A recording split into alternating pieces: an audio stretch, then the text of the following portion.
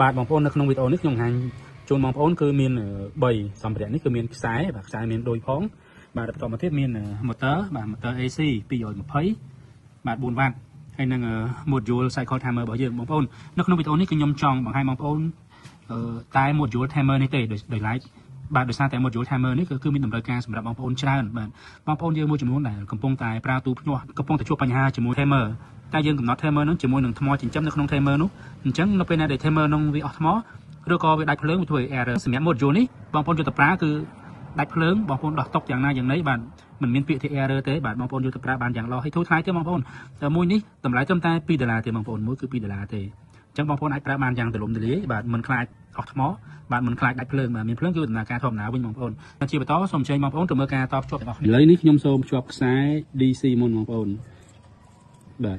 DC នេះបូកយើងដាក់ទៅបូកទៅដកយើងដាក់មកដកទៅនេះយើងចំណាំខ្លួនឯងហើយខាងណាបូកខាងណាដកខ្សែហ្នឹងបងប្អូនណាមិនដឹងថាបងប្អូនមើលច្បាស់អត់ទេនេះខ្សែដែលមានឆ្នូតនេះគឺដកបាទខាងអត់ឆ្នូតនេះគឺបូកអញ្ចឹងខ្ញុំដាក់ទៅបាទខាងដកនេះ GND នេះគឺដកអញ្ចឹងខ្ញុំដាក់ចូល GND បាទ GND បាទមួយជាងទៀតខាងបូកបាទខាងបូកនេះខ្ញុំដាក់ចូល6ទៅ30 V ហើយ GND នេះខ្ញុំដាក់ខាងដកបាទឥឡូវយើងមូលវាបញ្ចូលទៅបាទ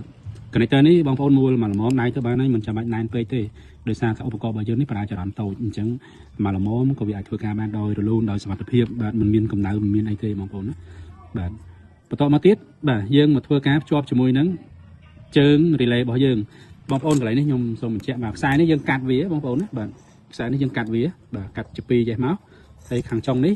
បាទខាងចុងមួយចំហៀងនេះគឺយើងធ្វើដាក់ដូចនេះមួយចំហៀងទៀតបងប្អូនតបជាប់មកអីក៏បានដែរខ្ញុំតបជាប់ជាមួយនឹង connector ប្រភេទនេះដោយសារវាងាយស្រួលបាទវាងាយស្រួលដោតជាមួយនឹង motor របស់យើងនេះបងប្អូនណាវាងាយស្រួលដោតចេះអញ្ចឹងបាទយើងដោតធ្វើតេស្តធ្វើអីចេះវាលឿនចាជូនបងប្អូនវាលឿនអញ្ចឹងនៅពេលដែលបងប្អូនយកទៅប្រើបងប្អូនប្រើប្រភេទដូចអញ្ចេះក៏បានដែរដូចញីអញ្ចេះក៏បានដែរបងប្អូនដូចញីអញ្ចេះយើងដោតចូលទៅវាណែនជាងបាទអញ្ចឹងឥឡូវនេះខ្ញុំសូមភ្ជាប់សិន